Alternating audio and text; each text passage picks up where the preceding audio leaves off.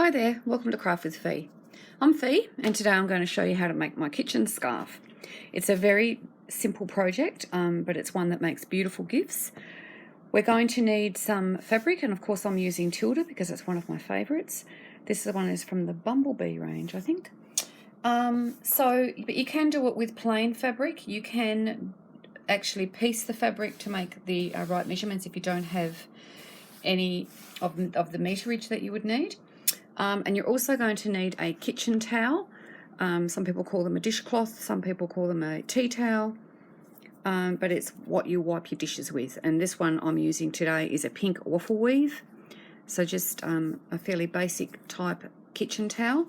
So you need one of those, and then you'll need some coordinating trim. So the first thing that we're going to do is we're going to need to cut 2 pieces of our fabric.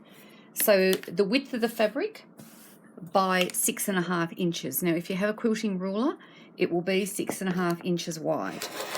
So you just cut your piece the exact width of your ruler. Now you need a front and a back. So you need 2 pieces.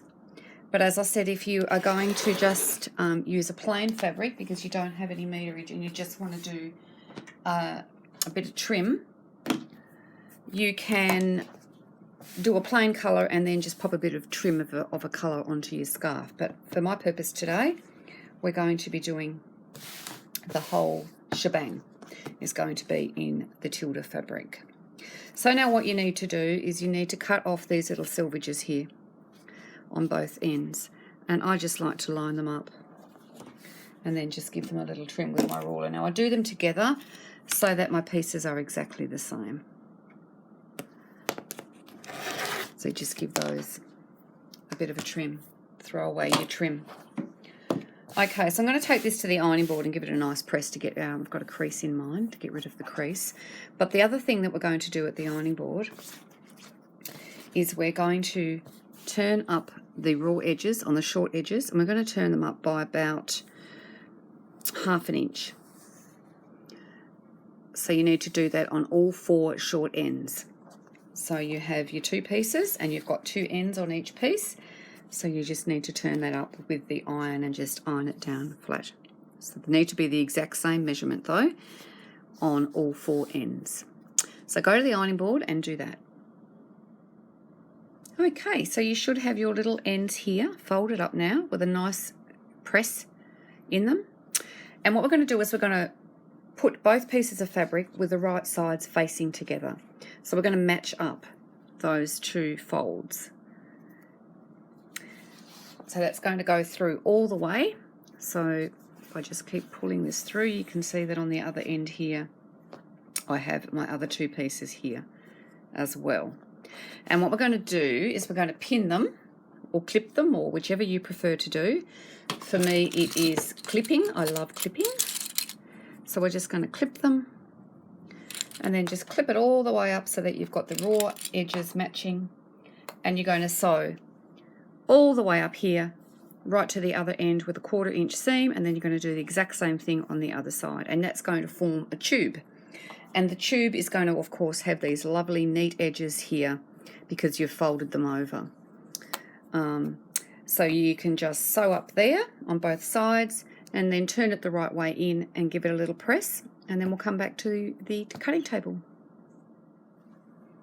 Okay, there you go. So it's sewn, turned, made into a tube, turned in the right way, and of course now we have these lovely little neat edges here.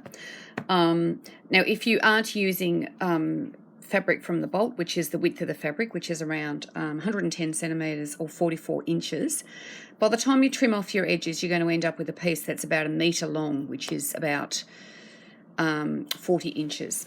So if you are piecing together some fabric to make this, or if you're using something that's not from the bolt, that's the measurements that you will need. So we'll repeat those again. So it's 6.5 inches wide by the width of the fabric, which is normally 44 inches. By the time you trim off those selvages, you're going to end up with something around the 40-inch mark. So 6.5 inches by 40 inches, and you need 2 pieces.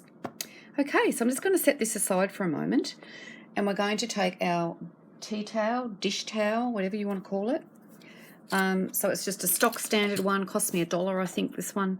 It's waffle weave. I'm going to remove the label. Sometimes you can, like that, rip them out. Yep, that's ripped out and left no threads, which is really good. So I've just given it a very light press, but I have pressed it in half so that I can find the halfway mark. So we're going to actually cut it down that halfway mark. So if you can see my crease there, I'm just now going to take my rotary cutter and ruler, and I'm just going to cut my tea towel directly in half. Now, if you're using a printed tea towel that is directional, still do the same, but when it comes time to insert the tea towel ends into the ends of your scarf, you're going to need to turn one the opposite direction, which means that you're going to have to hem it, because we're going to be using the hems on the factory hems here for the bottom of our towel on either end of our scarf, as you can see here. But if this was directional fabric, I would have to turn it so it was the same way, and then I would have to hem this raw edge here. But luckily for me, this one's not printed. I do have one that I'll show you at the end of the video that I made originally when I designed this project with a directional tea towel, and you'll see what I mean about that. So what I'm going to do now is I'm going to go to my machine. I'm going to change my stitch length to as wide as it will go, because I'm going to run about 1/8 of an inch from the edge here, a gathering stitch. And I'm going to do that to both pieces of towel on that raw edge that we've just cut. So the purpose, what we're going to be doing here is we're going to be gathering this up. So just imagine that this is gathered here like so. And then I'll just put you up a little bit higher here. And then what we're going to do is we're going to insert all that gather into the end of our scarf there. And then we're going to sew it in. That's how easy this project is. So anyway, I'm going to go and gather them now, and then we'll come back and I'll show you how easy it is. Okay, so there we go. So we have done our stitching there around about 1/8 of an inch from the edge. I've left some long pieces of cotton there so that we can pull it nice and tight. So what we're aiming for, now this piece here that you've sewn should be around 6 inches. If you've used a 1/4 inch seam, and we started off with 6.5 inches, this will now be around 6 inches. So we want to gather this piece here so that it also measures 6 inches. So we're going to pull one piece of the cotton together. If I can just get my fingers to work properly. There we go. So we just gently gather it. Get that nice little even gather. Now, of course, if you aren't, if you don't like to gather with the sewing machine, you can gather by hand. You don't have to gather by machine. Entirely up to you.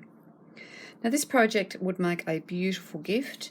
That's something that we're going to be working on for the next few months. We're going to be working on gifts for Christmas time. Things that you can give to people, and especially people that are very difficult to purchase for. This is a lovely handmade gift, and it would make somebody a very practical gift. So there we go. So we're around about at the 6 inch mark. I probably have tightened it up a little bit too much there, but of course we can just take it out if we want. Now I'll just trim my cotton off a little bit. I'm not going to trim it right up, but we'll just get rid of that. Okay, now all we're simply going to do now is we're going to insert it into this seam in this folded area here. Now my clips won't work for this. We're going to have to use pins, but that's okay. And we're just going to pin it all the way along. Of course, we're going to do this on both ends. Now it is because of the bulk that's going to be under your machine. It's not, don't worry too much if you don't get your stitching line here really neat. That's what the trim's for. You don't have to put the trim on if you don't want to. If you're happy with the way that you've stitched it down, if it's nice and neat and you're happy with that, you can live with it, that's fine. I got stuck mid-sentence. Hubby just brought me in a coffee. Anyway, Yeah, I can't live with the crooked line, so that's why I'm using trim. And I have tried. I mean, I have made quite a few of these now, and I have got them quite neat. But the trim does just finish it off, as far as I'm concerned. But that's up to you. You can do what you want there. Okay, so the purpose of this towel, if I didn't say so before, is so that you can wear it around your neck while you're baking or cooking or cleaning up in the kitchen. You can use it to get things out of the oven, because you'll have a piece of towel on either side of your body. You can use it to wipe your hands. It's just a practical piece of kit. Now, of course, the other thing that you could do to dress this up is that you could put a row of trim along the bottom of your towel that matches the body of your skirt. You could do that. Oh, my stitching's come out. You know, you can dress this up or down as much as you like. So there you go. So now we're just going to stitch along there, as I said, with a 1/4 inch seam to catch your towel inside your bottom of your scarf. And then all we're simply going to do then is we're just going to stitch down a piece of trim over the top just to cover up those stitches, if that's what you want to do. Okay, so let me show you it's sewn in. The stitching isn't too bad actually this time, so I could leave it, but I will put the trim on just so I can show you what it looks like. Now I do tend to sew over pins. I'm very slow and careful that I don't put the sewing machine needle through the pin, but it does actually help to get a nice neat finish if you can sew slowly and leave those pins in there. Yeah, so you get that nice neat finish. So now I'll go ahead and pop the other end in. At this point, I should also add that when you're going to put your second piece in, you need to have a look which way your hems are going on your towel, to make sure that you've got them both the same. So you would put your scarf the way that you were going to wear it, and make sure that you have your hems the same side.